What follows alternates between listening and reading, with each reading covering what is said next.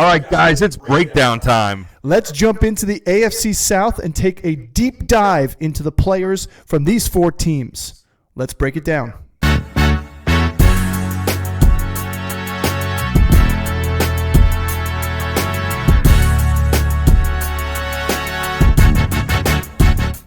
Cheers. Hey, cheers with it. It's breakdown time. Thank you to the Veil for the smoothie sour. It's very tart. It's very tart. That's a key lime, baby. It's key lime, baby. All right, so let's talk about the AFC South. We're going to start with the first team here, being the Tennessee Titans. We're going to start with the worst team in the division and the changes they made in this fantasy impact. Before we get into it, we have a race here to 500 subs. Let's get it going.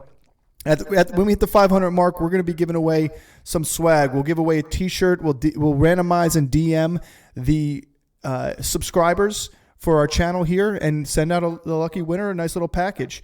But we're pushing here this season, so don't forget to like, subscribe, hit that notification button because we're going to give you all the divisions here leading up to it, and we'll give you some nice insight on and our opinions on some of these players. Yeah, we're going to start getting some swag soon here. Send them out to some of our subscribers. Oh, that's tart. It's tart. That is tart. It's delicious, though. No, it's delicious. So when we hit that 500 mark, we're going to pick a random subscriber. We're going to send them out some swag. Go ahead, drop a comment, like and subscribe. Tell us who you like with these divisions. These breakdowns I really, really enjoy doing. We got new faces, new places here. We got new offensive teams. We got people that left. So starting with the Titans, I mean, let's talk about the first thing, the big elephant in the room, right? Or the big king in the room who's no longer there, right? So Derrick Henry leaves. For the last 8-9 years, this has been their offense. And it's their identity, not just their offense. The team's identity. It's playing physical defense with Vrabel and then running the ball with Derrick Henry. And now both of them are gone. So you have a new offensive system comes in, some new players here. So let's break it down. We got Will Levis. Well, I think that's the first guy we got to start here is Will Levis because obviously coming into the season, he was drafted pretty high coming out of Kentucky. I think people expected him to go higher in the draft, and I think that was a little bit disappointing for him on draft night. We watched it all live. But to me, he had the better arm than Tannehill. And Tannehill himself was kind of on the outs. They were barely getting through with it. They weren't winning anything big with him. They needed a change. Tannehill gets hurt, and a spark ignited in Levis. I mean, he had that big touchdown game with DeAndre Hopkins. He had some tough games too, but it's his offense to run now. So we saw some really big explosive games from Levis, and then we saw some absolute duds where he just didn't look he had command. I feel like that was due in part to one of the worst offensive lines too as well. So that's another thing. Again, we'll get into that in a little bit because over the last 2 years they've really started to rebuild that offensive line, and I like it now. And there are some really big pieces offensively now where he should have some protection. Now, I see this offense going to more of an air raid offense, which they bring in Calvin Ridley, they have D-Hop, they bring in Tyler Boyd. There are some good pieces now on this offense, and you kind of see what they're doing at the running back position with both Tajay Spears these and hybrid Tony running Pollard, backs, where they're both hybrids. Yeah. And so clearly they are looking to throw the ball, screen game. They're trying to get the ball out of Levis's hand and let him be the playmaker there instead of turning the ball 25 times a game and handing it to Derrick Henry and handing it to a running back.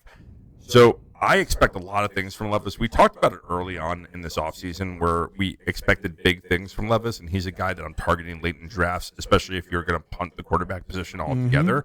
Will Levis should be a guy that should come in there. He's mobile enough. He's not hyper mobile, but he's mobile enough to get you some running points. But his big arm and now the playmakers that they have outside there is the reason you kind of have to like him this year. Well, I more than like him. I'm riding high on trying to get this guy late. If you are in the drafting method of punting quarterbacks and taking a solid guy like a Stafford or something like this is a guy that has higher upside than Stafford because the offense the way it's going to be. Because they don't have a Kyron, they don't have a running back like that. It's even higher than Aaron Rodgers, who has Breece Hall running there too as well. So the numbers that he can put up with his arm are pretty big, and that's what excites me about it. Now, again, I even take a chance on him as my second quarterback, especially if I get one of the top guys, because you can go so far in the draft by getting Josh Allen early or Mahomes early and then getting him late. And he gives you enough upside on a bye week. But God forbid there's an injury to your quarterback, you have a starting role in an offense that's going to run through the air. Yeah, for sure. I mean, again, I think Levis is a guy that you're not targeting to be your QB1. If you are, I'd really like to see what your other team is. The rest of your team is. Yeah, I mean, you're probably stacked up there. But I'm targeting, again, if you go and get one of these big guys that can be your every week starter and you're kind of a wait and see. But I also like him as kind of being the number 2 for those average starters. Get Brock Purdy and Will Levis. Get Jordan Love and Will Levis. Like Tua, Will Levis. Like these, even right, Goff, Will Levis. Yeah. Yeah, I like that. I think he's a really good combination to have as your number 2. Like, I think he does have weeks this year where he can throw up 30 points as a quarterback. Yeah. For sure. I mean, the weapons are around him all over. And so let's kind of get into some of his weapons, starting with DeAndre Hopkins. So DeAndre Hopkins comes into his second season as a Titan. He's 30 right now. Is he going to be 31? Or is he 29 turning 30? I think he's 30 turning 31. 30 turning 31. Yeah. So I loved what they brought him in last year, but they really didn't have anyone next to him. They had no other playmakers next to him. No, because Traylon Burks couldn't stay healthy. Traylon Burks couldn't stay healthy, and when he was healthy, he really wasn't effective. Yeah, he's not the A.J. Brown that they were hoping he was going to be. No, not at all. And now you see Traylon Burks going from number 2 last season to being bumped down to a 4th wide receiver now. Wait, correct me if I'm wrong, but didn't he almost die on the field last year on that one hit? Yeah. Yeah. But, I mean, still, outside of the injury, he really wasn't effective out there. No. He wasn't getting separation.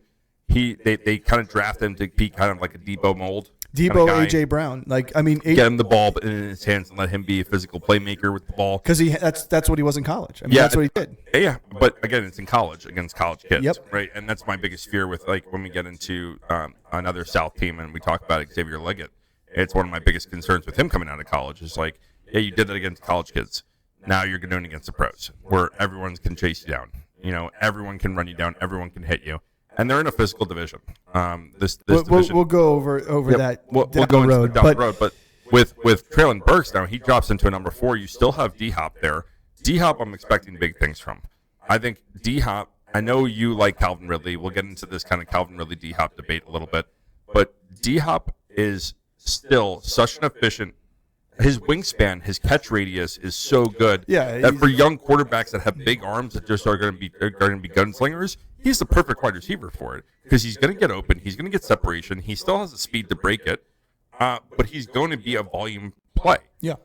Now, I love the addition with Calvin Ridley. I love what it does for Calvin Ridley's value, and I love what it does for giving kind of protection to D-Hop where you can't double cover him every play of the game. Yeah, well, I mean, we saw that in D-Hop Jacksonville. is going to still be the guy there. I think he's so talented, and not outside of a PPR perspective, I think he finishes above Calvin Ridley in both PPR and standard formats. I think he's not only going to be a volume receiver, but he's going to be a guy that's going to get touchdowns, and he's going to get multiple touchdowns. I think Calvin Ridley just has throughout his career, he has a way to fade away from games. He has these big blow-up games, almost like Devonta Smith, but like less than him. Well, Devonta Smith, we'll talk about the Eagles. Devonta Smith is you break down his thing, his games, his big games were without really any other pass catchers on the field. That's not true. Every time Goddard's been hurt. Last season when Goddard was hurt, it was a show, and then he faded away. That's not true. For the majority of the season, it's not true. It's the point I'm making with that is that he's either getting all of it or he's getting none of it. Yeah. And that's kind of Calvin Ridley when he was in Atlanta. Even last year, he was getting all of it. You saw these huge blow-up games where he was getting hyper-targeted, and then just games where he just wasn't targeted at all. Well, I also he had a game last year where he didn't get targeted. Yeah, well, I also take some of that with a grain of salt too. With some of the games with Ridley, he had some bad drops. He also did have some throws that were You get the second drops their targets. You get the second foot in, I get those 0 target, but I'm just saying in general, I think Ridley's season also would have been even better on a couple different plays. He has a couple more touchdowns because in the red zone, he had an end zone. He was targeted a lot. Only reason I like Ridley is because of what Will Levis brings to the table with his arm. And that's what it is. I think he opens up the field, which is going to help out Hopkins. And listen, you can flip-flop either way. I like Ridley. You like Hopkins. I think both guys are going to have successful seasons. And ADP-wise, they're going pretty similar anyway. Not in the draft we just did, though. In the draft we did, they were 2 rounds apart. Yeah, 2 rounds apart. I think they should be a lot closer. I think so, too. And I think they should be almost neck and neck with each other because of the opportunities. I think people every year, as receivers get older, people start just fading away from them. But look at what Thielen did. And Thielen isn't half the receiver. 175 targets to Devontae Adams. I mean, and he still blew it up. And D-Hop's talent is so far above Thielen. He's up there. I mean, people forget how good he is. He is a freak. We're not talking about an Odell Beckham situation here. We're talking about the guy who's still it's like Devontae Adams. He's still the number 1 guy there. Right. But I still think that Calvin Ridley's talent and the wheels aren't falling off on him yet. I think he's finally in a situation where he's going to be happy too as well. He's a second year, 1 more year removed from sitting the bench for years. I think he gets back into it a little bit. I think the same thing of Deshaun Watson after sitting out, and coming back into it. But for sure. So third wide receiver, Tyler Boyd. I haven't targeted him a ton in fantasy, but he is somebody in deeper leagues that is worth having because if anything happens to any of those 2 wide receivers, we saw it in Cincinnati. He can take over a game himself, and he could take over a lineup and be a heavily targeted offensive weapon. Yeah, and that's really what I was going to go into is getting into the, I don't think we're, no one's debating the talent of Ridley and Hopkins. They're both being targeted in drafts. They're both being taken in drafts. The guy who I'm seeing is really not he's being overlooked almost is Tyler Boyd. And Tyler Boyd is a guy that, especially what we expect Levis to do, Tyler Boyd's a guy that you would love to have late in drafts. Because, again, like you said, if there's any injury to D-Hop, if there's any injury to Calvin Ridley, even if there isn't, I think he's a great third option to go in there. Now, between the 3 of those guys and then adding Treylon Burks into that, there's not really a true slot receiver out of any of them. Which is, if they're going to run 3 or 4 wide, what are they going to do there? Are they going to split out Chig into a slot? Are they going to move a running back, either Tajay Spears or Tony Pollard into a slot? Is Boyd going to become more of a slot guy? Is Boyd going to be more of a slot guy? Yeah, no, I agree. That's my one concern is with that number 3 receiver on this team is they don't have the prototypical slot receiver who's going to be on all the 3 wide receiver sets. So I like Boyd significantly more than I like Treylon Burks. 100%. I do too. I'd rather put my money on Boyd. I just don't know where to take him. And I sit there at positions where I'm like, do I take Devontae Walker or do I take Malik Washington or do I take Jalen Polk or Tyler Boyd? And for me, it's that, and that's kind of where he's going. For me, it's any of those other 3 guys I would take for upside over Boyd. Upside on the offenses. The only one I would argue with Boyd over the New England offense with those rookies there, because if you're going purely on offenses, yeah, for because sure. I think the Titans are going to have more firepower and they're scoring more points than the offenses. And again, his pathway to being a productive fantasy player, again, is an injury away, but we don't know that. He could be productive enough based on his volume if they are moving him to the slot. I mean, we'll have to see. That's the tough part. We don't truly know because we haven't seen this team gel together. We haven't seen this team live together. Right. But I want a piece of this offense. And the other piece of this offense to talk about before I leave on the Boyd mark, we'll talk about the running backs, but the Boyd portion of it all is I'm taking him late if I have stake in this offense already. If I get Levis and I didn't get any of the other 2 guys, I'll take him in one of the last picks of the draft, second to last pick of my draft, just as a little piece. Because again, would you rather have a Giants receiver or Tyler Boyd?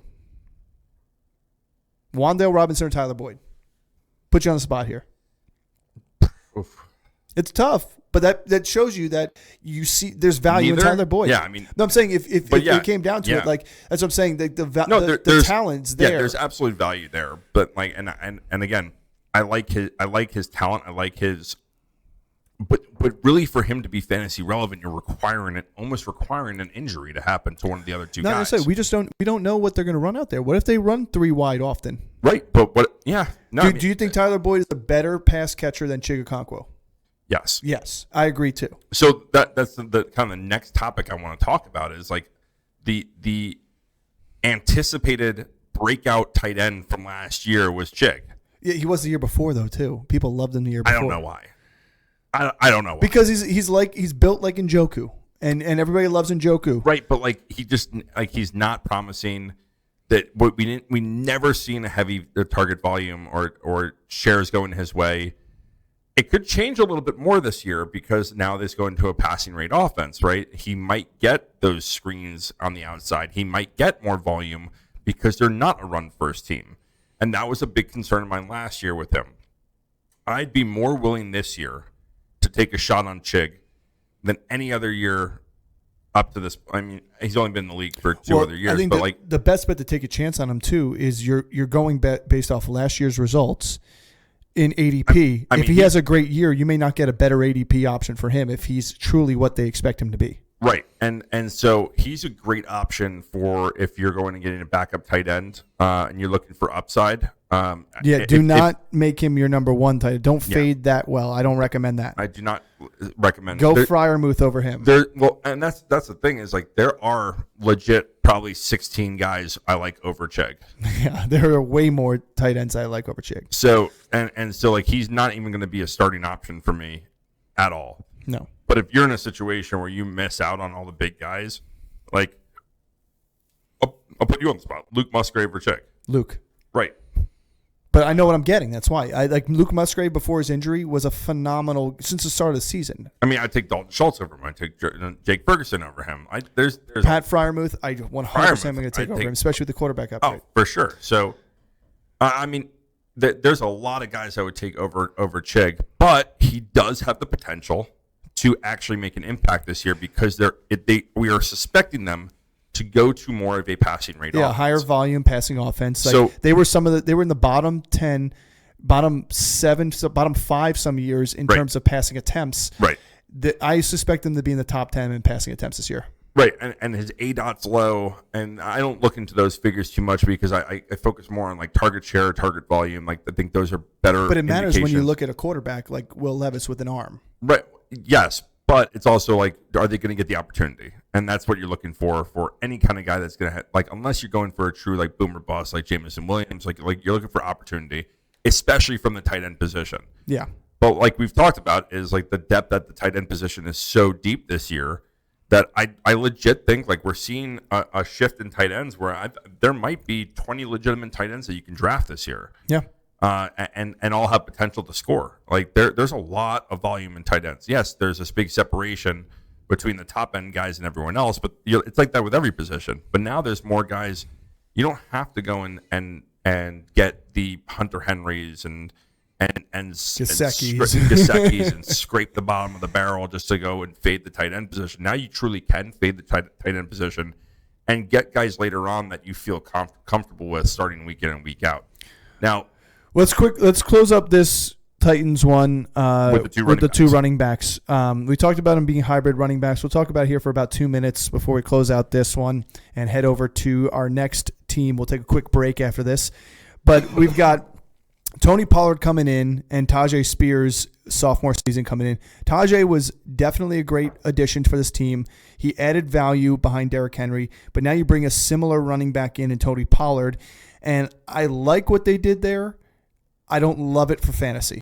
So when this move happened, when Tony Pollard signed with them, I think I called you up and I was like, what the fuck did they just do? Yeah, we were like, why there? Like, why? That's who you went. There were so many other people they could have gotten. It's just not a good fit for what they were trying to do because, Tajay Spears is there, but he's identical to Tajay Spears. And the more you kind of look at it and you're like, all right, well, they're both effective as kind of like this split backfield kind of role. But I think that's really what they're going to be. You're really going to have a true like 50-50 share, which I don't hate, but it diminishes the value of both of those guys. In fantasy. In fantasy. 100% does. So Tony Pollard is no longer this guy. Like I think last year he's getting drafted in the 2nd or 3rd round. Now he's fallen down to 7th or 8th round or 6th or 7th round. And you're having Tajay Spears, who we thought was going to get elevated more. Like I thought them bringing in more of a bruiser would have been. Yeah, bringing in like a Zeke, bringing in like somebody that wasn't a high contract. In between the tackles kind of runner. Yeah. And both of these guys are not in between the tackles kind of runner. So it's a true shift in identity for this team. When they made that move, it was a domino effect that started the rest of everything to be like, all right, this offense is starting to really, really shift away from what we've seen the Titans offense be the last 8 years. Yeah. So I think it's a good thing. It can be a good thing because if this works out the way it's all dependent on Levis, and if this offense can sustain higher points and spreading the ball downfield to take the pressure off of those running backs to give them more space to move with, they could have really good value. It's not someone. Neither one of these guys are guys I'm targeting a ton in my drafts. I don't think I have any Tony Pollard or Tajay Spears in any of my best ball drafts. I don't think I've done them in any mock draft. I think I have 0% share in both these running backs. And I'm okay with that. Yeah. And I'm exactly in the same boat as you. I'm looking up right now where our mock draft we just did a little bit ago and want to see. So Tony Pollard went at the end of the 7th and Tajay Spears went in the 10th. That's a big disparity between the two. So to me, I'm avoiding both of them. Last year, it looks like history-wise, PPR, Tony Pollard finished 14th, half PPR finished 15th. He did not return his investment for most people. And in terms of Tajay Spears, he was 34th and 35th. He did have a 4.5 yard per carry. He didn't have the touchdowns. But again, Henry was still there. He did get 70 targets with 52 receptions. I have this gut feeling that Tony Pollard it's not taking over the Derrick Henry role, but he's going to take over the between the tackles, the early down rolls, and more of the running role. And Tajay is going to do what he did. And you're going to see probably like 80 to 90 targets to Tajay Spears. I know what Pollard's going to be able to do with his hands, but I just think Pollard's going to is a better between the tackles runner than Tajay is. Well, I think it allows him to disguise the offense a little bit more because both these guys can do very similar things. Mm-hmm. So they can run the same offense. You know, there was clear, like, you know, when they took Derrick Henry out of the game, it was like, all right, what are they doing? Passing the ball, I guess. So now you're able to disguise it a little bit more when you have two guys that are very, very similar. So I will say, and to close up the note here, I'm taking Tajay over Tony, in my opinion, if the ADP stays the same. If I can get Tajay in the 10th and not have to waste a 7th round pick on Tony Pollard, all for it. For sure. Because the value then for Tajay, it's a late round pick. If he ends up being more than what you expect and more than 50%, if he's big in the passing game, if Pollard gets hurt, you have yourself a 10th round gem. But I'm not willing to risk that on the 7th round because there's a lot of good value in the 7th round. Yeah. So, well, thanks for tuning in. We're going to take a quick little break here. We're going to jump into our next team when we come back. And we're back. Let's continue to break it down. We're going to go into the Colts next, who finished 3rd place in the AFC South, and also behind some major injury coming from a budding superstar with Anthony Richardson. So I think we're going to let's kick it off with the Anthony Richardson debate. Yeah, I mean, Gardner Minshew's no longer here. His new backup is Joe Flacco. So let's talk about the Anthony Richardson debate is where you're taking him. The sample size is low. So we're going off of a small sample size and a potential. Where do you draw the line? Like, what quarterback are you willing to take him in front of and take a chance on? Because you're going to have to probably jump on a little bit earlier. And what round would you try and do that in? I mean, there's very few quarterbacks that I'm taking above him. Let's just say that. I mean, it's the Josh Allens and Mahomes and Lamar Jackson. He's right around that Kyler Murray range for me. If he's there and Kyler's there, I'm taking Anthony Richardson. And I think that's my cutoff. Okay. C.J. Stroud above him. And then Anthony Richardson, I think, is the next guy for me. So I'm in the same boat that I actually think people are drafting Kyler a little bit too low.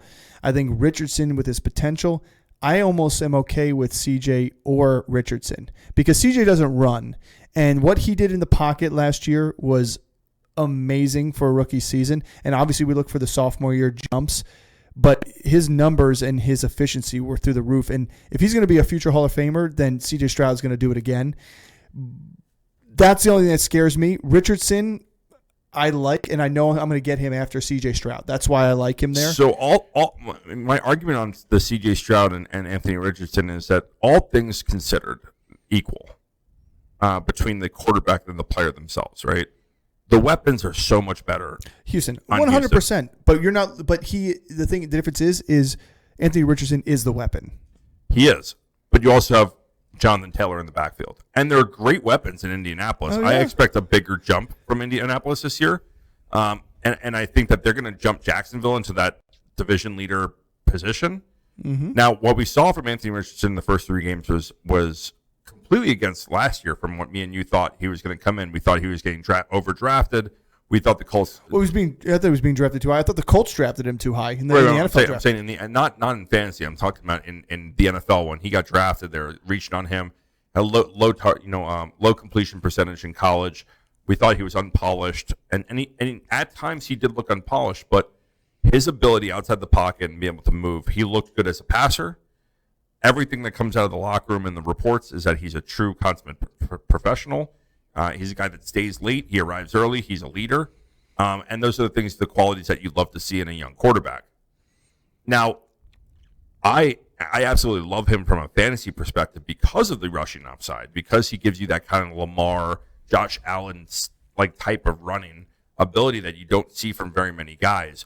But we saw last year what he could do with his arm too, and they have the weapons around him now between Josh Downs, Michael Pittman, Adonai Mitchell, Jonathan Taylor in the backfield, where I really think, like, look what Minshew did last year with them. With lesser of a team, I think. But I also think, the reports coming out of Oakland is Minshew's wowing the Raiders. Of course, because I think Minshew is going to be a career-long backup quarterback that, finds his way into starting roles due to injuries, but also will, in a quarterback controversy type of situation, could win it out. But to me, I like Anthony Richardson a lot. I'm willing to take a chance on him, but where you've got to draft him, I find myself pivoting from that quarterback position. I don't love him so much that I got to have him there. That's the hard part for me. So that's I've taken a lot of Anthony Richardson, especially in best ball drafts. Best ball I have, but I haven't done it in our regular mock drafts yet. Yeah, he's been sitting there for me. Yeah, it's kind of hard because where I've drafted a lot of the mock drafts that I've done is kind of more towards the tail end of the draft.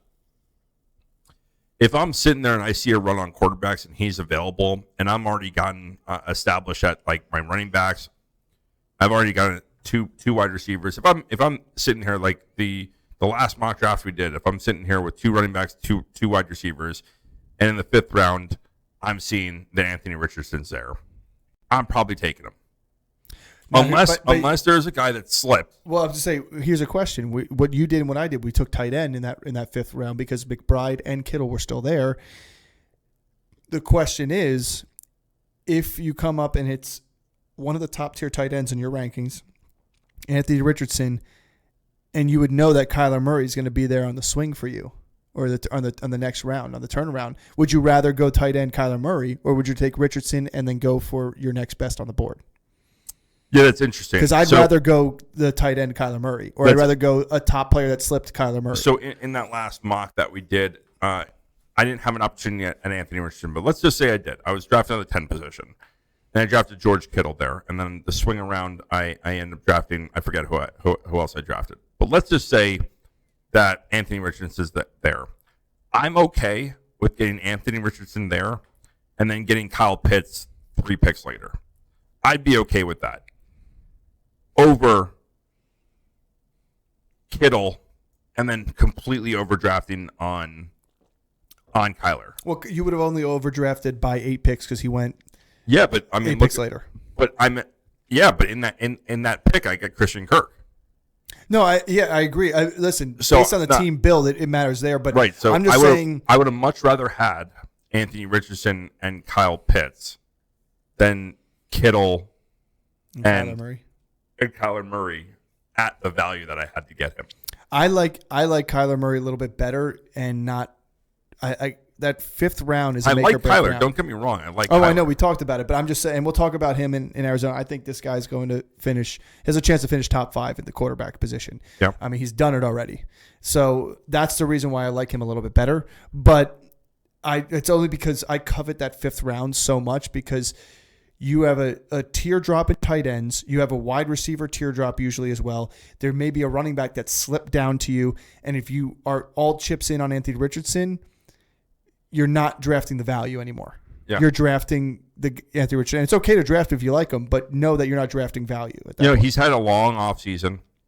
He had surgery on the throwing shoulder. Everything's going to be fine with him. Everything's going to be fine. I'm not about concerned with his injury whatsoever. I think that Flacco is a great backup to have there for Richardson. I think there's a lot of good weapons there. So let's start talking about some of these weapons.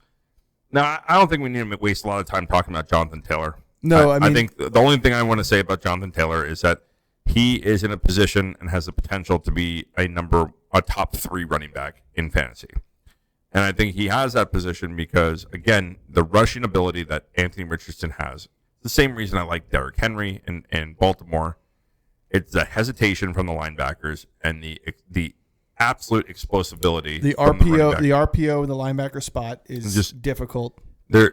But what I do want to talk about from the running back position, we don't need to waste time talking about Jonathan Taylor. Well, he is what he is. The one thing I will say about Taylor, and I'll end it at this, is I agree with you. I think he finished top 4. I think McCaffrey, Saquon, him, and then you could throw in any mix of Bijan, Josh Jacobs, any of these guys who have a role. I think even Jahmyr Gibbs has a chance based on. If Brees, well, actually, yeah, Brees. Actually, Brees rounds out my top 4. But like you could see that it could be interchangeable, and he's McCaffrey, right Brees, there. Taylor's that next that third. I have Saquon as my 3.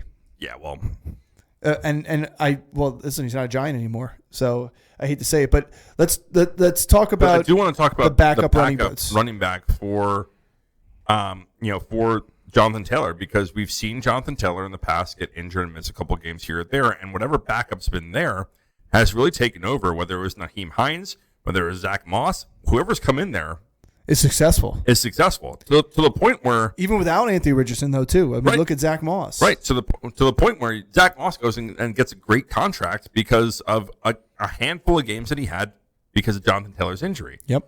So who's the guy? Is it Trey Sermon? Is it Evan Hull? Like, that's really... Well, Hull's coming off an injury. Right. And Sermon has already been talked about and praised in preseason, but we all know what preseason talks about. You got to have your ear to the ground with this stuff, though, because preseason talk about Kyron Williams was there, and nobody wanted to listen to it last year until everybody saw what he could do, and Cam Akers was out the door, and everybody's running to the waiver wire to get him. Same thing, Puka Nacua was talked about all preseason, that this guy's got good stuff, and nobody either drafted him or drafted him super late, and those who did, good for you. But people missed out on those guys because they didn't want to listen to that. Now, Trey Sermon, is he going to have a role? Jonathan Taylor's a 3-down back. We know that. But something happens to Taylor, this is the guy. If you own Taylor, you want to know who you're getting there. And I think Sermon has got the ability to be a little bit more of a Taylor type of back than that. I don't think San Francisco gave him a shot. This is the tough part with, I mean, just any of these running backs, they get hurt. I am not a huge believer in getting handcuffs for your own guys. I do like getting handcuffs for other people's guys if I miss out. Yes, I love doing that. I love doing that. Like go and take Christian McCaffrey 1 overall. I'll go grab Elijah Mitchell 15 rounds later. I'll be okay with that. But with this, I think there's such a battle between the 2 and the 3. I do think Evan Hull showed enough promise last year where I think he might make an impact there. Trey Sermon, I think, is going to start the season as number 2. And I think, keep your ear to the ground. Listen to the don't listen to the mainstream guys. Listen to the actual reporter for the team. So for the Colts, beat writers. The beat writers. Yeah. Those are the guys you really want to talk about, or you want to really listen to for each one of these teams, especially for these backup roles. Where it's like, all right, this guy's impressed in camp. Everything that we've heard is that Trey Sermon's impressed in camp. Trey Sermon has shown flashes when he was in San Francisco. I do think that if he gets some opportunity there, especially if there's a Jonathan Taylor injury, that he could be effective here, because the identity for this team is running the football first. And those are the handcuffs that I like the best. Well, I don't want to handcuff on a team that throws the ball. Yeah. So, well, here's the one thing I want to say about handcuffs, and let's move to receivers, because we're talking about backup to Jonathan Taylor. God forbid an injury, and I hope not that, because I do like Taylor as a running back. But this is make it or break it. I mean, like the guys who drafted Jerome Ford as a handcuff last year were extremely successful because and he took you to the playoffs. Yeah. Week 1 last year, we lose Nick. Well, we talked about Kyron Williams. Same thing. He was a backup going to the season, right? Technically on the depth chart, right? Exactly. But here's the thing about Trey Sermon or handcuffing. The time I like to handcuff is not in bed. Yeah. No. I like to have one arm free. If you're handcuffing a guy, the time I like to do it with my own running back, it's if I go hero running back. And the only reason I like this is because you put all your chips in on that one guy, say it's Taylor in that first round, and then you don't draft a guy for 5 rounds, and then you're picking up a bunch of running backs. I want to handcuff that Taylor in case I lose in my investment. Yes. That's where I like to handcuff. But otherwise, I'm on the same boat as you. My argument on this one is we don't really know who the true backup is, right? So it's not like. And what I'm saying, we'll know more towards the end of camp. But I'm putting my chips in the Trey Sermon. If I was in that role, I'd be handcuffing Sermon in one of the last picks of my draft. If I pick Taylor as a hero running back, but if I do running back, or 2 running backs within the first 4 picks, I'm probably not handcuffing anybody. Sermon. I don't need to. But we'll move on to the wide receivers here because I think there's some really interesting pieces here. Now, I think at this point, Michael Pittman can be listed as like one of my top receivers in this draft in this year. Mm-hmm. I want him on my team. I absolutely love Michael Pittman. I think that everyone is talking. I talked to you a couple weeks ago about this. Everyone talks about Michael Pittman on the volume that he had with Minshew, and then he was hyper-targeted with Minshew. But he was hyper-targeted with Anthony Richardson the first 3 games. I think in the first 3 games he had 34 targets and 27 receptions with Anthony Richardson, including 200-yard games and a game with 2 touchdowns. So I think there's a lot of false narrative that's being pushed towards away from him.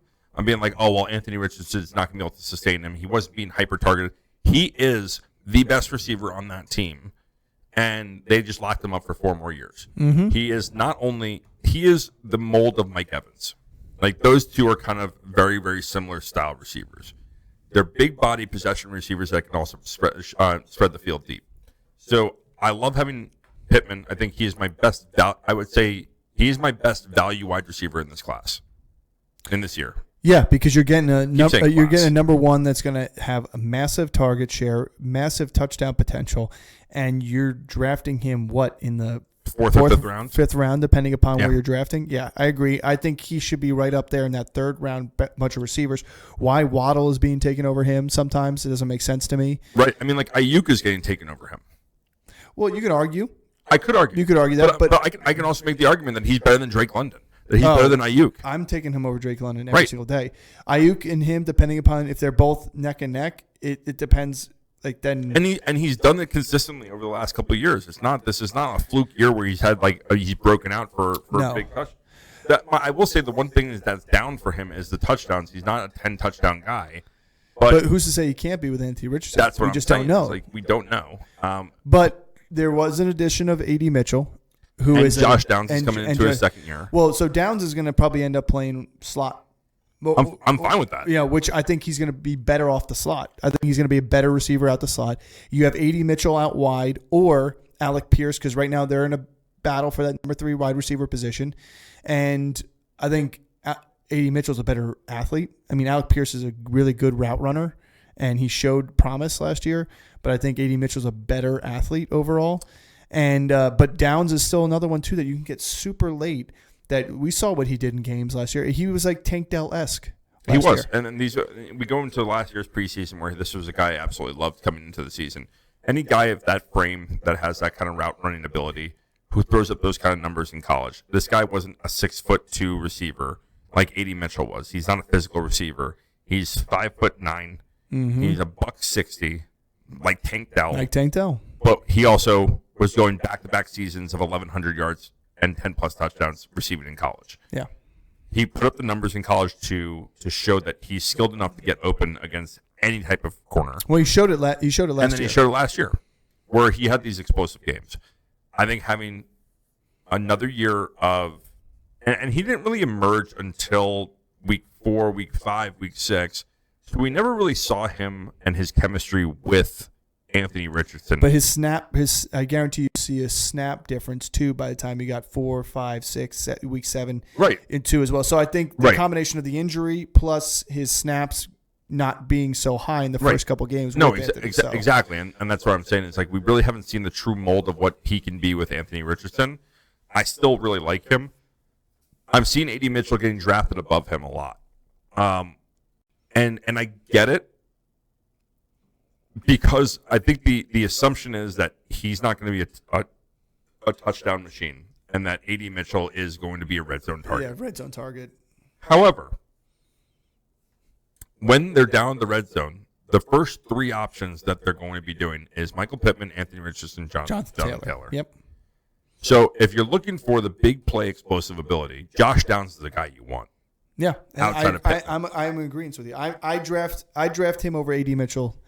In all my fantasies. I like the value of Josh Downs 5 rounds later than A.D. Mitchell. And which is late anyway, but yes. Right, you're getting A.D. Mitchell in the 8th, 9th round, and you're probably getting Downs in the 12th or 13th round, which I absolutely love that value. Yeah. It's very similar to where I was able to get Tank Dell last year, where Josh Downs is another guy I was targeting. People could get Nico Collins. Nico Collins last year. Yeah. Everyone slept on those guys, but I think if Anthony Richardson comes back and stays healthy, all 3 of these guys are going to have very productive seasons. Yeah, I agree with you. I think Josh Downs is the guy that I'm targeting if I don't get Pittman, and I'm targeting him late because I want a piece of this offense. My goal is to push Michael Pittman's ADP up to the 3rd round. All right? If you want him, you're going to have to probably take him there. Yeah, but I again, if I'm sitting there and Drake London is the highest one ADP on the board in front of me, I'm taking Michael Pittman. Yeah. I'd take him over any of the, outside of Garrett, Puka. I think him and Cooper Kupp are probably the most disrespected top-end receivers. Yeah, I agree. Right now. I agree. So. All right. Well, that's Indianapolis Colts. Yeah, we're going to take a quick break and we'll move on to our next team. Yeah, during our break, John decided to try to push this conversation. I'm like, let's get it on tape. Let's get this conversation going. Well, we're going right now into the Jacksonville Jaguars. The Jags. The team that blew this division. Well, the hardest part was Trevor Lawrence, I thought, was going to have a better season than he did. He had a lot of drops by Calvin Ridley, a lot of near misses in the end zone. I don't think his receiver core completely helped him out, but I also think he didn't play to his potential. Now, he better because he better play to his paycheck now, not his potential, because this man is being paid big time. So let's talk about Trevor Lawrence at the top. You can get him at value. He's one of those value guys right now in drafts. You can get Lawrence. You can get Herbert. You can get these guys down there that are going to give you a good return in terms of quarterback play. That I think if there's a year to fade the top quarterbacks based on ADP, it's this year right now, especially because the group of those guys that are there and the output they could give you can still be a top 10 performance in quarterback. Yeah, for sure. We've done enough drafts at this point where we're seeing Lawrence go really late. Lawrence and Herbert, Aaron Rodgers, Stafford, Goff, like all these guys are down there. The rookies are going before them. And here's the thing with those guys, right, is that their ceiling is really not there. They're giving you a decent floor, and they're giving you enough of a ceiling where you can manage games at other position. So that's the reason you go and get a Trevor Lawrence. Well, but let me twist the argument a little bit there. Let me pull that thread. Pull it. Is Kirk Cousins last year, before his injury, was number 1 in yardage, or number 1 in touchdowns, number 2 in yardage in overall passing. Before his week 8 injury. So you're talking about a guy who... Hold on. You're talking about a guy with a... To that sample, I need to destroy that argument really quick. Because to that argument, all right, Tua was number 1 at that point. Well, he was number 1 in yardage. He was not number 1 in touchdowns. He was number 3 in touchdowns at that point last year. Yes, and Kirk had more fantasy points than he did. Sure, at that point. But in week 8, Tua. My point is, Tua was number 3 and was most in passing yards, and then after week 8, just fell off the charts. So you're looking at a smaller sample size and saying, oh, he was going to sustain that number 1 quarterback position all season long. Well, I'm not saying number 1. I'm just saying where you drafted Kirk Cousins last year, which is what we're drafting Trevor Lawrence right now. He has the opportunity to put up numbers. He doesn't have Justin Jefferson. No, but I'm not saying in comparison. I'm saying you're talking about you're drafting guys like this for their floor. Their floor is pretty darn high. They're not ceiling plays, but Kirk Cousins had some ceiling games. Well, yeah. So I'm just saying. What I'm saying is like their ceiling. There might be one of those guys in that batch, and here's really the Trevor Lawrence debate argument I want to have is, let's take a group of that guys. All right, let's take the Stafford. Let's say Stafford, Rodgers, Cousins, Goff, and Lawrence. And Lawrence, who you taking? Like, Lawrence is not appealing to me out of any of those guys. I'd probably take him last out of all of them. I wouldn't take him last out of all of them. Who would you take below him? Cousins, because I just don't know about it after injury. That's the only thing that scares me about Cousins. I'm okay. And he's not throwing to Jefferson. No, I'm okay with that. But I could argue Rodgers because of the running game. I'm not a Jets fan, but I could argue Rodgers.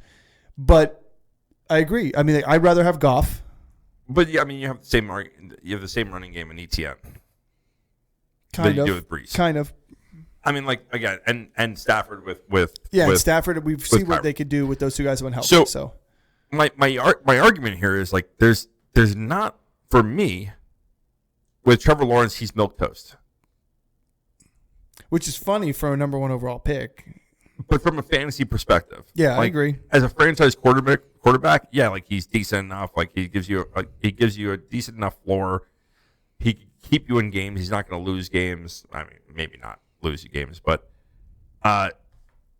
there's, from a fantasy perspective, I really don't. There's nothing that's attractive to him other than like the weapons that he has around him. But who do you like? That keep changing. Well, who do you like more around? Like, again, let's take Stafford and Rodgers and him, because I actually think Lawrence has better weapons than Cousins does. He does. But let's take Stafford. Let's throw Goff into this mix. Goff, Stafford, Rodgers, and then Lawrence. Lawrence, I think, has the worst weapons out of all those guys in terms of receiving. I mean, it's hard to say that because for Stafford, he's got 2 wide receivers. And then they're both 1A. Yeah, but I'm saying that's all he's got. When you talk about Rodgers, he's got a running back out the backfield. He's got Garrett Wilson, and then he's got some question marks who's going to be wide receiver 2, if Williams is going to be healthy enough or not. When you look at Lawrence, you have one of the best slot receivers in the game in Christian Kirk. You get Gabe Davis, who we saw what he can do in Buffalo. And then you have ETN as well. Like, I think he's right on par with those other 2 guys, arguably. The question marks that we're having, the question marks that you're having with Gabe Davis, I think you can make the same thing with Mike Williams. But I don't have question marks with Gabe Davis. I do. I don't. I just think I think that whole offense in Buffalo was inconsistent. I mean, you saw there was not enough mouths to feed with Stefan's big mouth. That's the problem. And when Stefan didn't get fed, Gabe Davis had big games. When Stefan got fed, Gabe Davis faded away.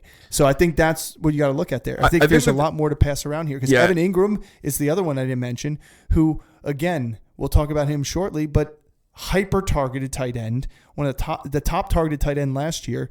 He still put up massive numbers for this team and in 2 consecutive seasons with this offense. Yes, I mean, this is the thing where I don't see the upside appeal of Lawrence over those other guys. And maybe, again, it's a bias with, like, I'd rather take, it's the devil I know versus the devil I don't. I really haven't loved Lawrence since he's come into the league as a fantasy quarterback. And it's really not if he's going to be a backup that I get, sure. But, like, where he's going in our draft, in, like, the drafts is around those kind of guys.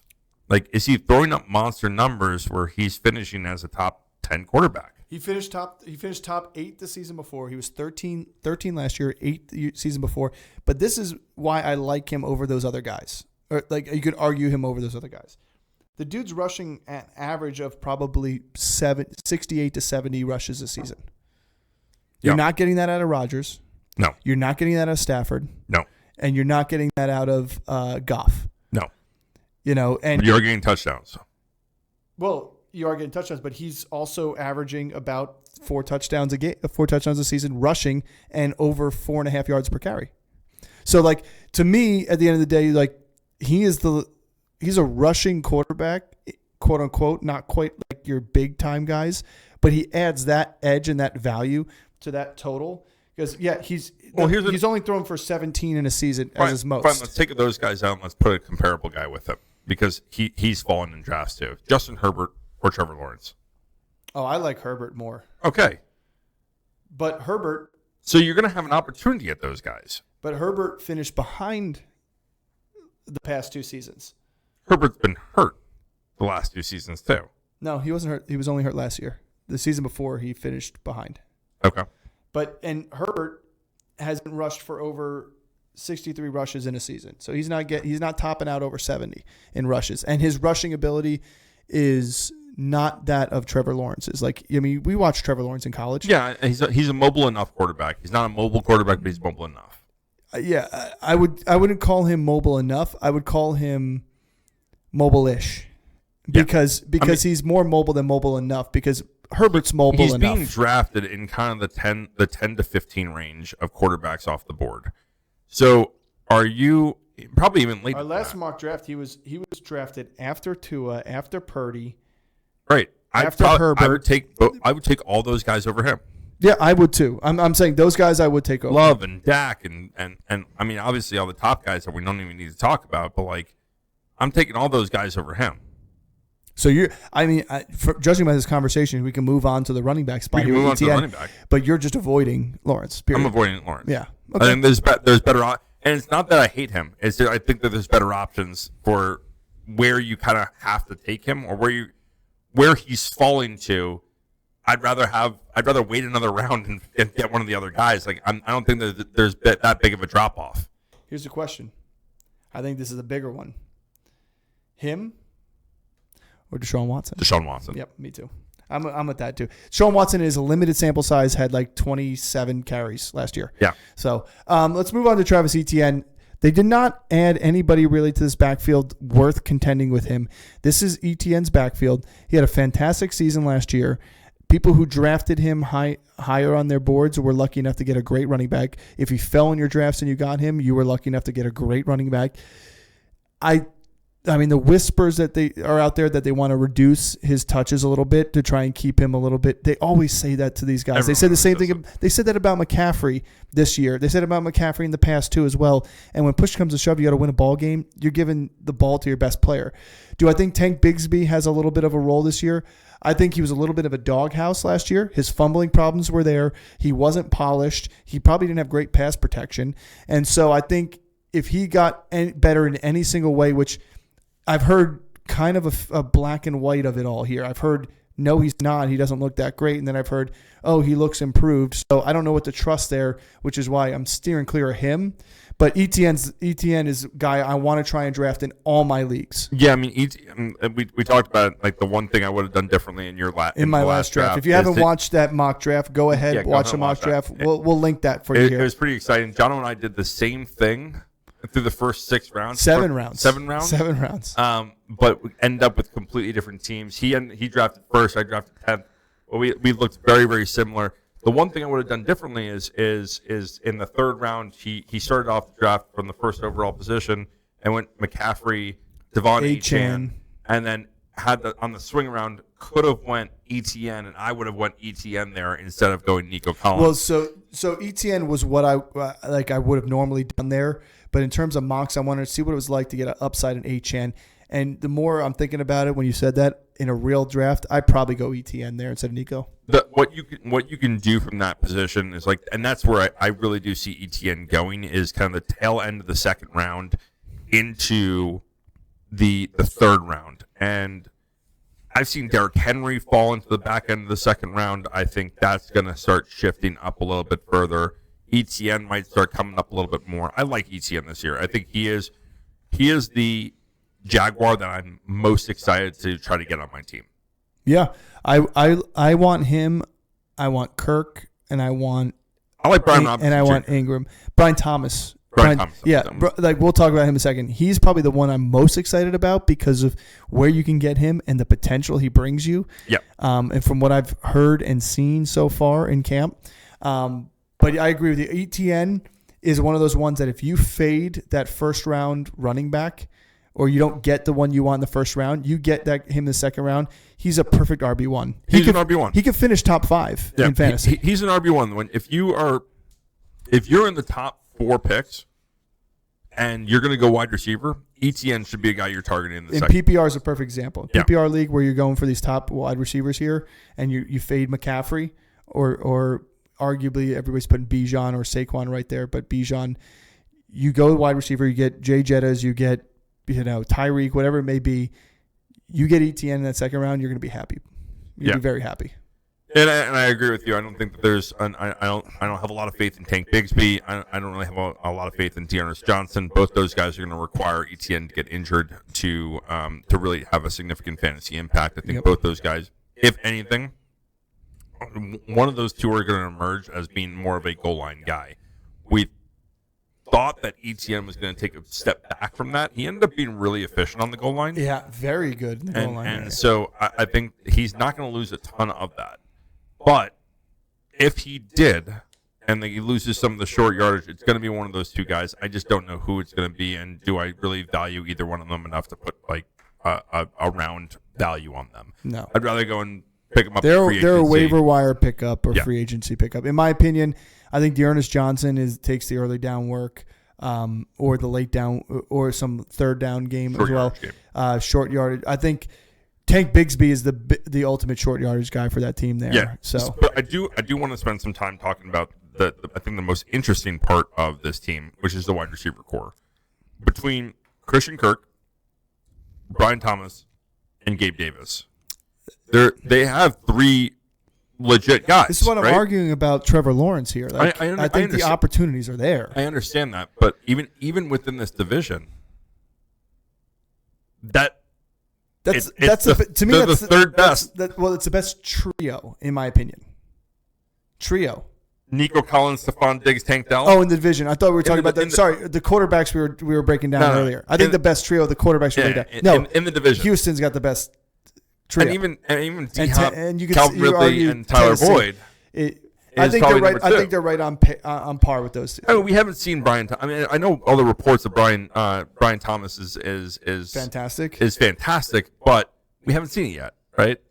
And there's big questions there. And Gabe Davis hasn't been consistent enough yet. I presented my argument of why. I understand that, but it's still numbers are numbers, right? No, you put up or shut up. I mean, here's the thing. You know what you're getting out of Christian Kirk. He is probably one of the safest picks in fantasy drafts because he is PPR. He's a freaking monster. But even in non-PPR, he's still so good at what he does out of the slot. And Ridley was a big end zone target last year. I think Brian Thomas eats into that a little bit, but I think Kirk bounces himself back up a little bit. Let me say this, and this is probably one of the best predictors of a good fantasy season is receptions, right? It's volume. It's volume, right? We've always talked about it on this channel. Is volume is king, and Christian Kirk, year after year, gets volume from the slot. He is a 100-yard reception or 100 reception guy from the slot, and he runs the highest slot rate of any wide receiver. Any wide receiver in the league. He is there, and he's productive out of that. So it's a guy you absolutely have to love. Now you add a physical, big body receiver, true wideout on the other side, and a vertical deep threat on the other side. Like, I do think that there's some potential for Trevor Lawrence here, but it's all reliant on like what pans out with those guys. And there's enough question marks with me that like I like Christian Kirk. I drafted him in our last mock draft. I really loved him there. I have a lot of shares of him in best ball. Me too. Gabe Davis I don't have a lot of, but Brian Thomas. Brian Thomas is a guy that I've wanted to draft in every one of my best balls, and I think I only have him on one team. Because every time I'm sitting there ready to draft him, he's taken like a couple picks before me because I keep waiting on him, and he's not there yet. And these are the question marks with Trevor Lawrence. Is like he's not there for me yet because I have those question marks to where I'm like I need to reach 2 rounds ahead to make sure I get him. See, yeah, but here's the thing about, and I think. I'm not drafting Gabe Davis that often, and it's not that I don't trust Gabe Davis, but I think when you it is though. No, it's not that I don't trust Gabe Davis. What I trust Brian Thomas Jr. more. I trust that the fact when push comes to shove, by middle of the season at the least, Brian Thomas is the outside man in the 1-2 receivers with Christian Kirk. And then you have Evan Ingram, who can also go wider in the slot, and your running back. So I think that pushes Gabe Davis to wide receiver 3 as the second outside guy. I agree with you there. I do think that's kind of... Or they eat into each other's time. But I think that's not the question mark. The question mark's at the snap percentage. It's not at the talent. And I think Brian Thomas is a better red zone threat than Calvin Ridley was. I think he's going to fit into that role a little bit better because it's not... And this is where we talked about Brian Thomas. Is like he was a good route runner. He's a physical receiver. So he's a bigger body to go up and be a red zone target than Calvin Ridley was, which is where Calvin Ridley really didn't have a great season last year. He could have had a better season last year if he caught more red zone got 2 feet targets. in. We talked about all that. Yeah, we already talked about it. But Brian Thomas can do that, and that's where I think he fits into this role a little bit better. And I absolutely like him. To try to target, I just haven't been able to. Like he's one of those guys where he's in the mid round, like the later mid rounds, and like it's so hard to predict because that's where you do your homework, people. This is where you look and see what the ADP is, and if you want Brian Thomas Jr. team, which you're going to have to reach on him. It's not that you have to reach on him, but you're going to know that like, hey, I'm not drafting anybody in this round. The round early before, I'm going to take him the round before, knowing that I'm going to miss on these people. But that's what I'm saying. You're going to have to reach on him because I think that there are a lot of people in that same position that really like Brian Thomas, and they're going to try to reach for him. Yeah. And that's where I was like, if you really like him, you're going to have to reach for him because there's going to be someone in your 12-team league that is willing to do that. Whether it's 1 round or 2 rounds early, you're going to have, and that's where I've constantly found myself in best ball. That's why I only have him on one of my teams is because I'm like, I love this guy. And then I'm like, I'm getting ready to draft him because this is where his value is. And then like 2 rounds before that, he's gone. Well, and it's like, I wasn't ready to pull the trigger on him.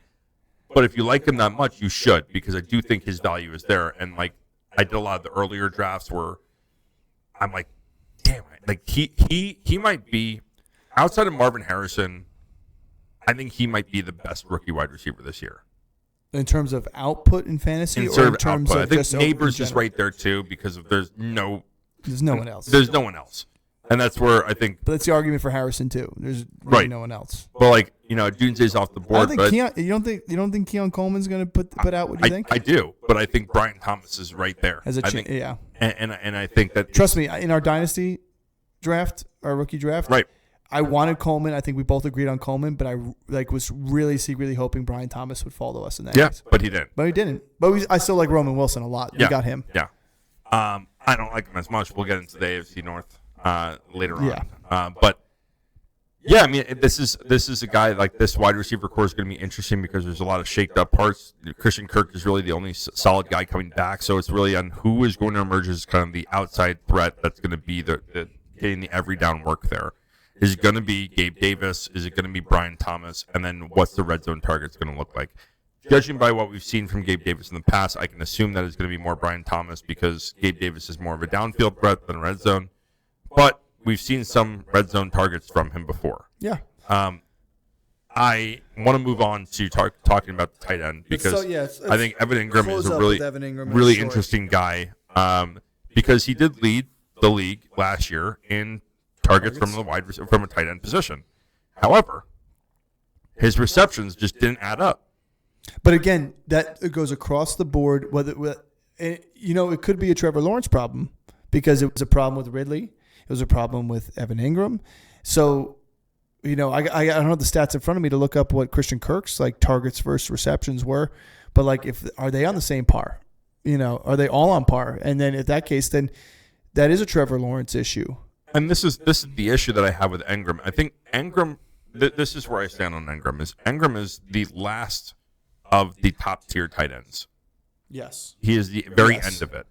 Like you go, Kels and Laporta and McBride and Andrews and Kittle, Dalton Kincaid, Kyle Pitts, and then Engram, and I think that's the end of it. And I think everyone else kind of falls into a category outside of that. And I think that there's two. You could break it up and saying there's two categories within that 6 people or 7 people that I listed off. But Engram, he's really interesting because the target share is there, but the output is just not. Like, we don't see it from the touchdown perspective. We don't see it from the reception and the yardage perspective, but the work is there. Well, he had 143 targets. He only caught, I think, 114 for maybe 930, 940. So, like, he still caught over 100 balls. Like, he was the number 2 tight end in fantasy, both PPR and standard. The touchdowns are not there. Like, that's a tough part for him. He only had 4. But, I mean, you look at Ridley and Ridley's output. Ridley had massive target share. He had less than Engram. He had 136 targets, but he only had 76 receptions. That was the biggest disparity for Ridley. 76 on that, and still had 1,000 yards. Yeah. So this is where ADOT comes into play for Engram versus Ridley and all that. But we get that because Engram plays a lot out of the slot at times. He plays a lot out wide, a lot of underneath stuff. I looked at Christian Kirk. Christian Kirk took the biggest hit to Calvin Ridley being there, which is why I like Kirk a little bit more this year. Kirk, I believe, only had something like 70, 85 targets, but he only had 57 receptions. But still had over 11 yards per reception there too as well. So I like Engram a lot. Like, he is the last of that top bunch because of what he can do with his targets. I don't think his targets get impacted by Gabe Davis or Brian Thomas because it was proven that his targets didn't get impacted by Calvin Ridley. Whose targets got impacted? It was Christian Kirk, but that was because they hyper-targeted Calvin Ridley for some reason, and I don't get it.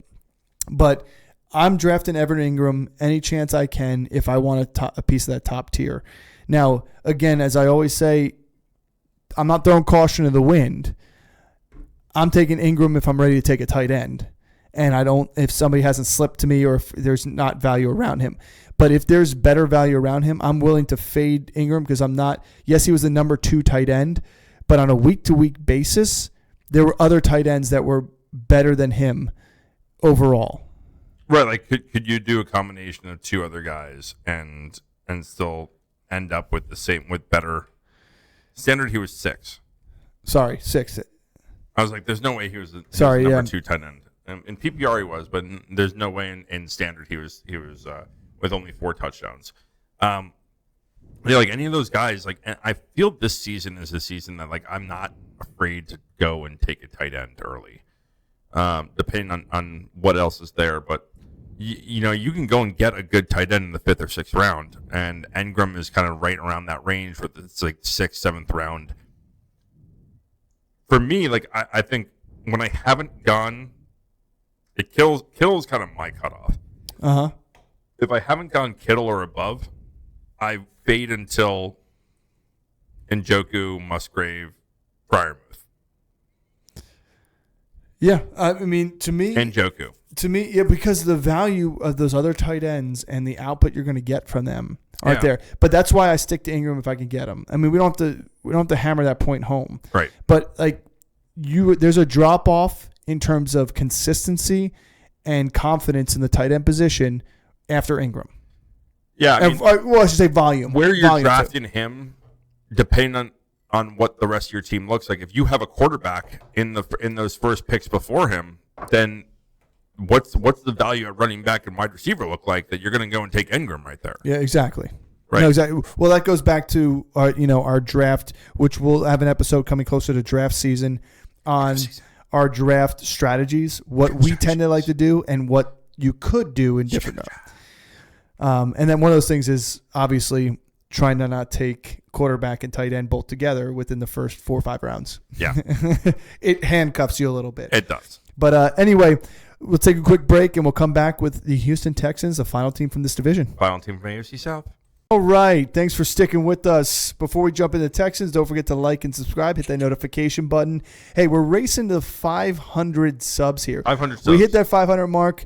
You'll get a choice of some swag here that will ship out to one lucky winner that we randomize from our sub list. So don't forget to hit that subscription button. And listen, we got a lot more of these type of episodes coming, a lot of breakdown of the divisions, draft breakdown, mock drafts. So hit that notification button so you don't want to see a lot of our pretty faces. And if you don't want to see our pretty faces, listen to our pretty voices, because we're going to throw it up there on Spotify as well. Yeah, some people tell me I have a face for radio, so,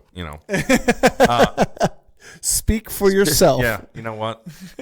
Can't all be pretty, right? No. Well, let's get on to the best team in the AFC South from last season, which is the Houston Texans, right?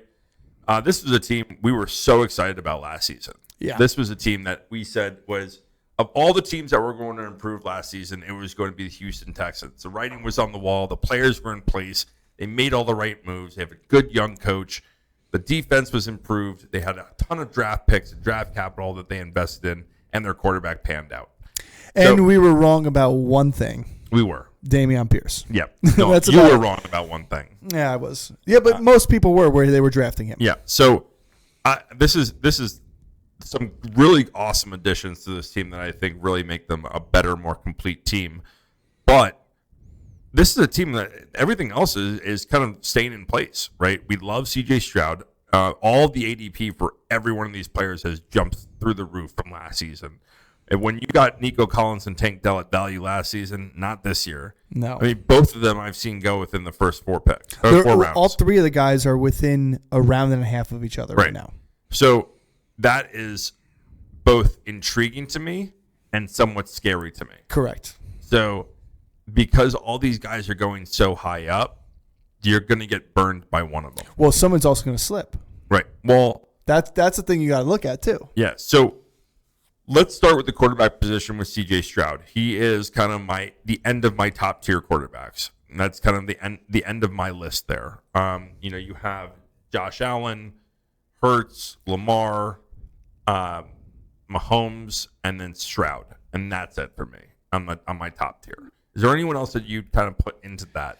Well, we're talking about fantasy here, and even with 6-point touchdown, Anthony Richardson, maybe? He's the only other one that you could probably put in there.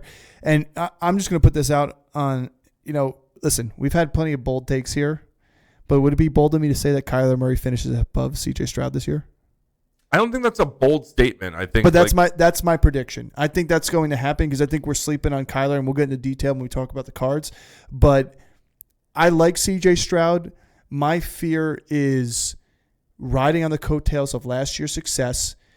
You have teams now that have seen plenty of tape against you, that have plenty of opportunities. And listen, he could come out and, again, I said it earlier, he could be a Hall of Fame quarterback in the making, and he could come out and just trash teams again, which is quite possible. But I err on the side of caution taking a quarterback that early on a guy who's had only 1 year to show me versus taking Pat Mahomes around later or something like that. Well, this the thing is, like, it depends on where you're getting him, because I've seen Stroud taken above some of these guys. Above Mahomes. And I've seen Stroud taken around after these guys. Yeah. So it depends on where he's available. I like him as, like I said, the tail end of that top tier. And it's in him and then Anthony Richardson the next two for me. That round 4, round 5. Yeah, and if that's I wouldn't shy away from him, because I think that there's so many really elite weapons here. And don't get me wrong. Stephon Diggs, Nico Collins, and Tank Dell are all elite receivers. Yeah, they're fantastic. And they complement each other really, really, really, really well, because none of them are the same style of receiver. They all can go deep. They're all vertical threats. They're all possession guys. All of them can do very similar things. They all run fantastic routes. They're all great route runners, but they're all in completely different frames. Yep. And you are going to have matchup nightmares across the board. Well, and I think CJ Stroud, what we saw from him last year was a level of maturity from a young quarterback that knew how to decipher defenses and know where his matchup was. We saw towards the end of the season, after Tank Dell got hurt, that it was a lot of just force feeding Nico Collins, and Nico Collins just blew up with that. But when you have the addition of Stephon Diggs, when you have a Tank Dell that comes back healthy, which he is because he just fractured his fibula, he'll be fine. You're going to have a matchup by matchup approach, and you cannot double cover any one of these guys, because if all three of them are on the field and you add Schultz, and in a 4 wide receiver set, you still have Noah Brown and you still have Robert Woods. Like, this wide receiver core might be the best wide receiver core in football. Yeah, I mean, in terms of the three, it's hard to in terms of the entire room. Well, yeah, I mean, Skoranek was added to there, but I'm just saying the three in general. You put them up against any other three, yeah, you can argue easily that it's the best three. And yeah, they bring Mixon in, but I think Mixon is just going to be a more efficient Singletary and Dameon Pierce from last year. But the things I like about this team is that they have a young head coach who's a defensive-minded head coach. They have young defensive players who are hungry. You have young offensive players who are hungry. You make some key additions of veterans who are also hungry. Like, this team wants to win across the board. You have Joe Mixon, who wants to win a Super Bowl. You have Stephon Diggs, who wants to go to the Super Bowl. You have Nico Collins and Tank Dell, who were disregarded as nobodies the last 2 years. Well, last 2 years for Nico, last year for Tank. And now they're all, like, the one thing that scares me about this team is the spotlight going to be too big for all of them. Now, I did think that them bringing in Stephon Diggs was a huge mistake. I generally think that he is a cancer to the locker room. And I think he's passionate, but that passion doesn't translate when you have a young team well. And now the only upside to that is that DeMeco Ryans is the head coach of that team. Yeah. And DeMeco Ryans will put him in his place. Yeah, he's a no And BS. I think that when he was in Buffalo, he was a prima donna, and he got his way. He was a prima donna in Minnesota too. Right, but he was able to get his way with these older coaches there. DeMeco Ryans is going to be like, shut the hell up. Like, know your role. We're here as a team. Yeah. We're going to win as a team. And don't get me wrong, I like Stephon Diggs, but it's kind of the reason I see him being drafted after Tank Dell and Nico Collins, and that's where I kind of value him. I don't care where ADP puts him, but I think in terms of chemistry, like, it's already there with Tank Dell. It's already there with Nico Collins. And Stephon Diggs is kind of the outside man there. Well, no, I think he fills a void that the team didn't truly have last year.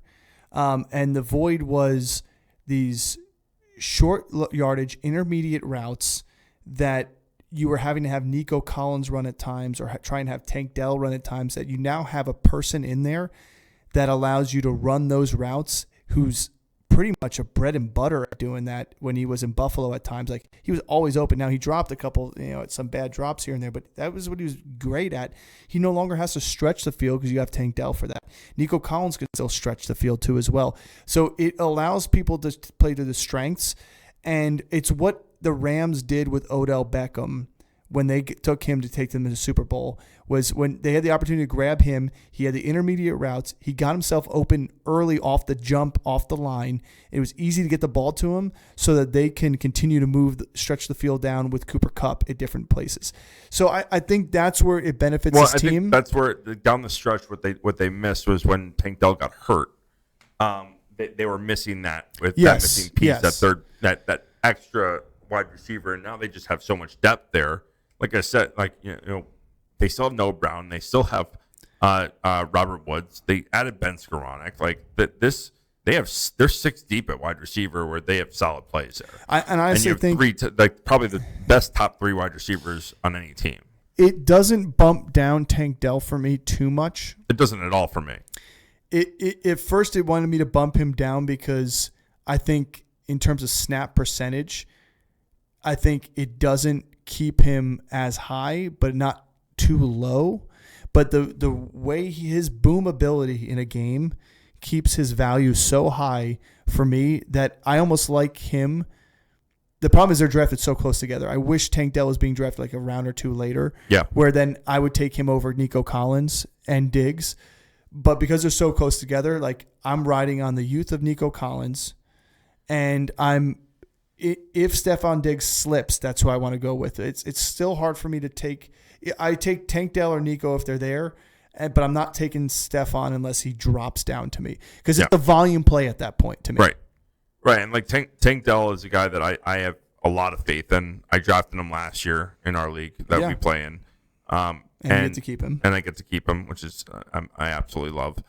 But this is I don't think his value slips at all. Like he, as small as the guy he is, that he was utilized in the red zone on short routes because he had to. Well, he can just get open, but he had to.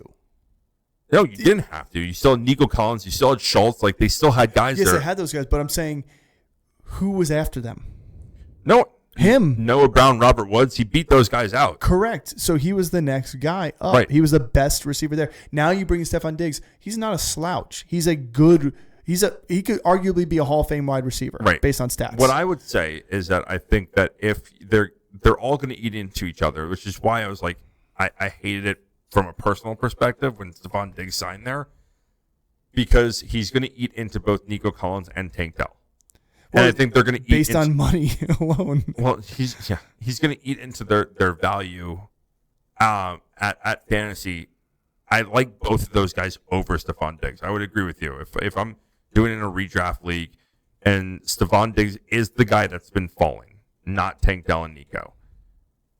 When Stephon Diggs falls, if I don't have the opportunity to go grab Nico or go grab Tank, I'm not opposed to grabbing Stephon Diggs. No, that's the only time I'd grab him, though, is if he fell enough. In the last mock draft that we did, you grabbed him after I grabbed Nico. When Nico was there, Stephon Diggs and Tank Dell went, and Stephon Diggs was there, and I didn't go. I went DJ Moore. But then then Stephon Diggs went after you. Yeah, but again, he didn't fall. It was the same round. It was all in the same round. That's what I'm saying. If he falls around, I like him better. Yeah. But here's the thing about Stephon Diggs and Nico Collins. Sometimes you gotta follow the money. And the two guys got paid. Tank Dell is still, obviously, he's playing off his second year of his rookie contract. You got to follow the money. And unless Stephon Diggs comes out and is just a horrible wide receiver now, which I don't think. I mean, what do you have, 1,500 yards last year? Yeah, I just don't think. I don't necessarily think you follow the money. I think that this team, the way they're built is to be able to pass the ball and play action off it. Listen, if you have a chance to, let's end the wide receiver debate here. If you have a chance to draft any one of these guys, you should probably go and get them. Yeah. This is going to be a high-powered offense. Well, they're not going to disappoint. Here's my question. And before we hammer that point home, because I'm Stephon Diggs or Cooper Kupp? Cooper Kupp. There you go. There's my answer. Yeah, I mean, but they're the same round, and they're going around the same person, so they both fall to you.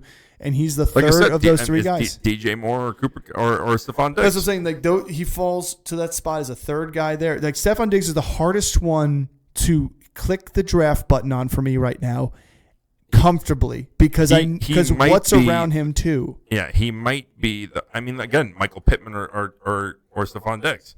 For me, it's Michael Pittman.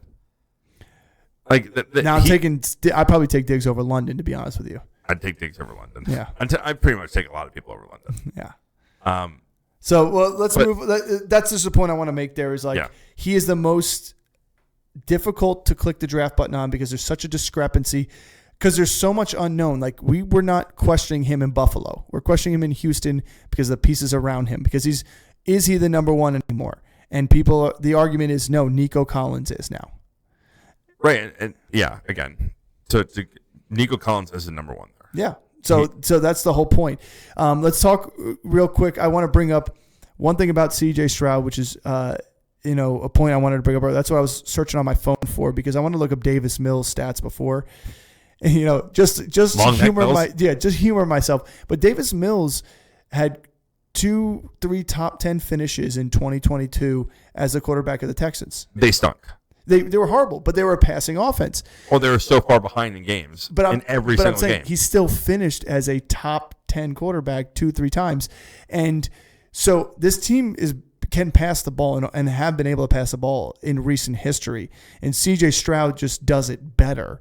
But Does he move the needle that much for me to draft him above Pat Mahomes? No. Does he move the needle that much for me to draft him in a top 5 round when I could get Kyler Murray in the 6th or 7th? No. That's my argument about it. Yeah, I mean, I don't. And to kind of agree with you, like I don't own any CJ Stroud. Yeah, it's hard for me to want to pick him where he's going. Because I agree with you. I would. He's not mobile. He's really not that mobile. He's mobile enough. He's mobile-ish. I would go and get Kyler Murray over him. Yeah. But the weapons now that he has from a passing perspective, I agree. It's so hard to be like, like. I wish he goes out. You know what? What if he goes out and like? I mean, you can get the ball into Tank Dell, Nico Collins, and Stephon Diggs' hand at 5 yards, and they can go and take it 80. I don't think Diggs is doing that anymore. He can. He could, but I don't. All right, he can. I guess my biggest thing here too is he's more of a pocket passer. But let's move on to running backs here. Let's mix it up with Joe Mixon. Let's get a mixer going. Joe, if you don't have a line of like cocktail mixers, you're doing yourself a disservice. Joe's mixers. Get your mix on. Mix. Yeah. Joe, get your mix on. There you go. We'll take the royalties from that one. Yeah. Anyway, I'll shoot you a DM. Joe Mixon, I loved him in Cincinnati every single year. He was a volume play, and judging by Dameon Pierce's performance last year, he's a volume play again this year. And really, the benefit for Mixon here is similar to how it was in Cincinnati. You have a high-powered passing offense that has to respect the passing game on the defense. The defensive side has to respect the passing game, which opens up the running game. And so they're going to play off Mixon really well, and he does that really well. And to me, where you can get Mixon, it's like, Singletary is probably the biggest volume value pick in ADP right now, but Mixon is a great volume. I mean, this is the argument for like if you're in the 6th, 7th, or 8th pick in the middle of the round drafting, if you wanted to go ahead and fade running back and go stack wide receiver first 4 picks, Mixon Connor in the 5th and 6th. Yeah, Jones, Connor, Mixon, Connor, like you can make it happen easily. Like he is one of those guys where you can go zero and not true zero running back, but go fade running back in the top 4 picks and get him. You can argue 4 rounds is close to zero running back. Yeah. It's not true zero, but it's close to. But like that's where like you can get Mixon late, and he's gonna be almost like Connor like last year. Yeah. And that's where I mean, he was essentially last year. Year, he dropped, and people were drafting him in the 4th or 5th round. Yep. And look at the numbers he put up last year. And he got stuffed to the goal line multiple times. I'll say this: like Mixon is one of those guys. I mean, like, and it's happened to me in the last 3 seasons. Mixon always has one game a season where he just drops like a 50 burger on you. Like, well, 2 seasons ago, you have a 4 touchdown or 5 touchdown game. Yeah, I played against him that. Yeah, I mean, I remember back-to-back weeks. It was like him with the 4 burger, and then the week after I faced Kamara in the Kamara when he had Christmas Day 6 touchdown. Yeah, I remember that. I went back-to-back weeks facing both those guys, and I'm just like, what in the living hell is happening here? Yet you won the league, so I mean, in both those years, in fact. Keep complaining. But I mean, Mixon is a guy that I absolutely really like this year, and I think that the fact that they brought in Mixon shows how little faith that they have in Dameon Pierce. And I think Dameon Pierce, I know you do. Yes. I know what your argument's going to be. You finish your point because I'll bring my point. I know, but you love Dameon Pierce, and he might as well just be on the Giants because I wish they would take him. I know you do because you absolutely love him. Like, I really don't love him that much. I really don't love him that much because he's a Florida prospect. So I can't love him that much. But you love him from just an illogical reason. It's the straight. You drafted him at a later round his rookie year, and he did halfway decent for you, and you fell in love with him, and he hasn't done anything since. Well, because he lost the job last year to Devin Singletary. They didn't trust him enough. When Singletary left, they didn't trust him enough, and they traded for Joe Mixon to bring him in. And Mixon is a better running back than Devin Singletary is. And he is going to lose more and more of a workload, to the point where he was returning kickoffs last year as a backup running back. I say that a good sign. I mean, that's a good sign, I guess. All I'm saying about Dameon Pierce, what I love about him is the way he runs the football. He's very difficult to take down. Inefficiently? Well, everybody last year was inefficient. Singletary had a couple boom games that pushed his efficiency up and inflated it. You take those outliers out, he was horrible inefficient because that offensive line was not a good run blocking offensive line. Period. Yes. So give Pierce a little bit of carry, because there were games where he was breaking 3 tackles before he got to the line of scrimmage. So I'm just saying. But now that being said, there were about 5 times he couldn't put the ball into the end zone from the 1 yard line. Right. So. A little bit of blocking problem there, but a lot of you got to find a yard. A lot of his problem. Yeah, but what I'm saying is, I'm not saying draft Dameon Pierce. I'm just saying I like this backfield. I like Joe Mixon. I think Mixon comes in and he elevates the running game and elevates what you can do outside the running game. He's a veteran. When you watch Mixon run compared to some of these other guys like Singletary and Dameon Pierce, the guys who've been in this backfield, he slows the game down. He looks slower, but he's moving fast because he's just like Connor does too. There's these veterans that they just see the game, they see the field. Kamara's perfect at it too as well. He has great vision. He's patient. He lets and he's going to have, again, he's coming to it might be the best. I think Jacobs might be the best transfer scenario where it's kind of a very similar offense to a very similar offense from. Well, I also like Aaron Jones for the same purpose too. Yeah, because there's less competition behind him. I'm not talking about the competition. I'm talking about purely the style of offense where it's a high powered offense. He's not facing a lot of stacked boxes. He's going to Houston where it's almost very similar to it. And I think he's used. Nothing's really going to change much from him. This isn't like a DeMarco Murray when he went to the Eagles, where he went from an I formation to having to run out of shotgun. It plays to Mixon's style, the way the Texans are set up. Yep. Where I think he's going to be very successful this year. Again, I'm looking for him to be a top 10 running back, more towards the tail end of that, but a top 10 running back, an RB1, definitely in that top 12 range. But he's going to have the numbers anytime and he's great at the goal line. So, you get him and in down the passing game. Yeah. You get him down there and with Nico Collins and Stephon Diggs and Tank Dell, this offense is going to be higher flying. If they get leads in games, it's going to be milking the clock. It's going to be mixing time.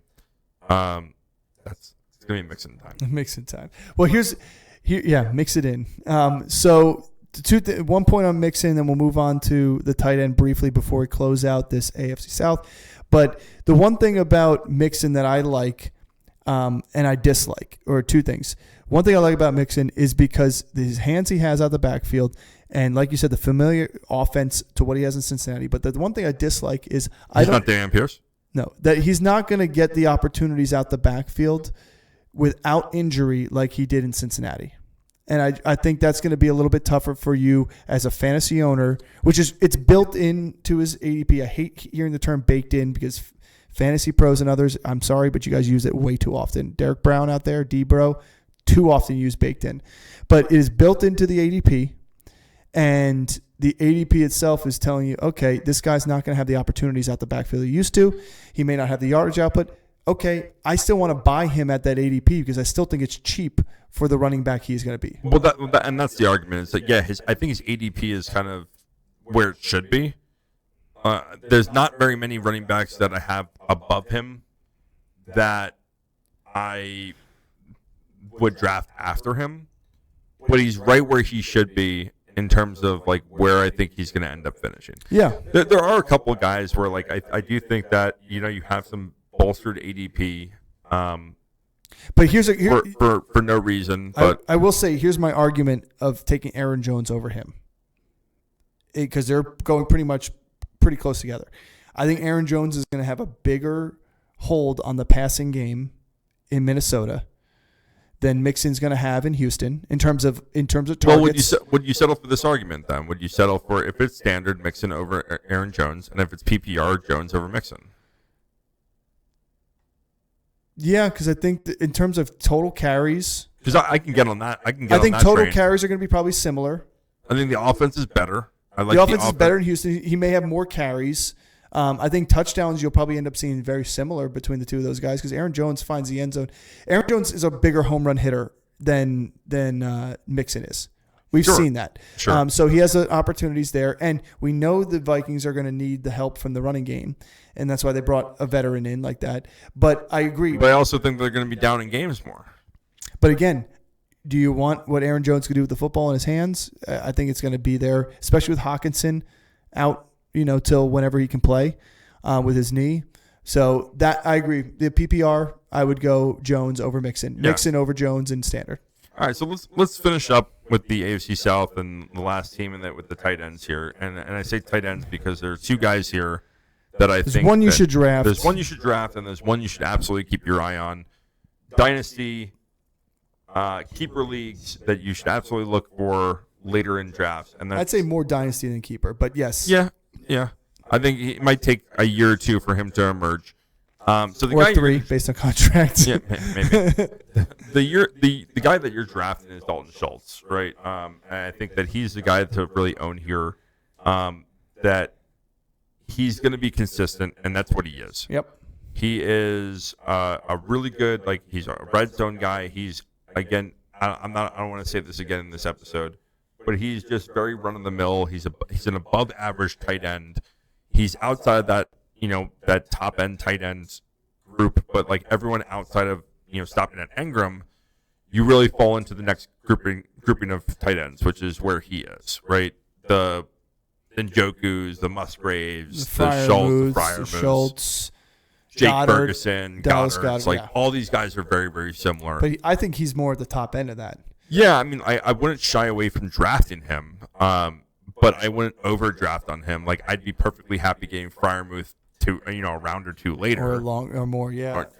Than getting Schultz, depending on what other value is there.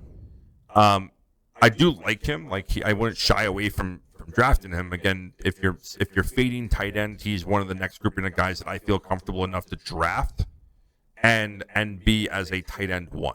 Yeah. Right. I see him kind of in that range. The tight end 11 to 14, or 10 to 14 range is where he's probably going to end up finishing in that grouping of 5. Yeah. I don't think he has the upend ability to end up going in as a top 10 tight end. Well, he showed his promise and his prowess with that team when Tank Dell went down. Yes. But you also saw Noah Brown emerge. You also saw other players emerge too. But the consistency, Nico Collins get hyper targeted, but Schultz's consistency and his touchdown and red zone targeting went up for sure. And I think that's the only knock on him, which is why there's other guys like you said, Musgrave, Freiermuth, these other guys getting him a couple rounds later because the outputs are going to be so similar and the finish is going to be so similar, in my opinion, that on a week-to-week basis, you may miss out on a couple boom games. Yeah. From, like a 2-touchdown game from Schultz or something like that. Is it, I mean, I go with my tried and true, Hunter Henry. Yeah. I think he's great. He does that to you. He does. But Cade Stover's the other guy we wanted to talk about. And, the rookie out of Ohio State, he's got the athleticism. He's got the full package. It's unfortunate that they draft him after Schultz signs a 3-year contract. However, this guy's going to find his way on the offense. If anything happens to Schultz, they've got an immediate receiving tight end. We still have Brevin Jordan there, so I think Cade Stover is going to be it's a guy that can develop, and Brevin Jordan as a receiving tight end. He had a pretty good season last year. He had a very good season. But I think Cade Stover is kind of that traditional, every down tight end that can develop into being an every down tight end for this team. Like I said, the Texans are a team of luxury right now because they have so much young. They have so many young players on the team that they have so much money to spend. Yes, and they can go and get Dalton Schultz and be like, "Yeah, we'll pay you for 3 years. We're going to go and draft another tight end and keep reloading." Okay, cool. See ya. Then it's the same thing at court. The money's not tied up in quarterback. They can go pay Mixon. They can go trade for Mixon and pay him because the money's not tied up at running back. They have Nico Collins, Stephon Diggs, and that's it. Yeah. They on the defensive side, they're top corner, their top linebacker, and the edge rusher. And everybody edge rusher. is. They're all young players, so the money's not tied up there yet. So they can do some things from a financial standpoint that other teams don't have the luxury of doing.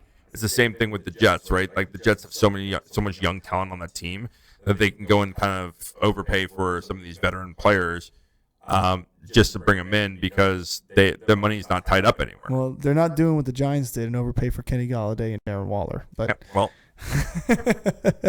all right. Well, I'm that's gonna get you a Kenny Galladay jersey. You can. They're super cheap right now. And I'm now. going to get you a Darren Waller jersey. Super cheap. Even the Saquon Barkley jerseys and if are you super ever cheap. lose our league, I'm making you recreate the Darren Waller music video. That's actually a great one. You guys heard it. Recreate it. Yeah. Thanks for tuning in for today's episode. AFC South is completed. We will go back into the NFC South in our next upcoming episode. So South to South. Make sure to like, subscribe, hit the notification button so you get the little ding when that comes up. And as always, thanks for tuning in, and we will see you next time.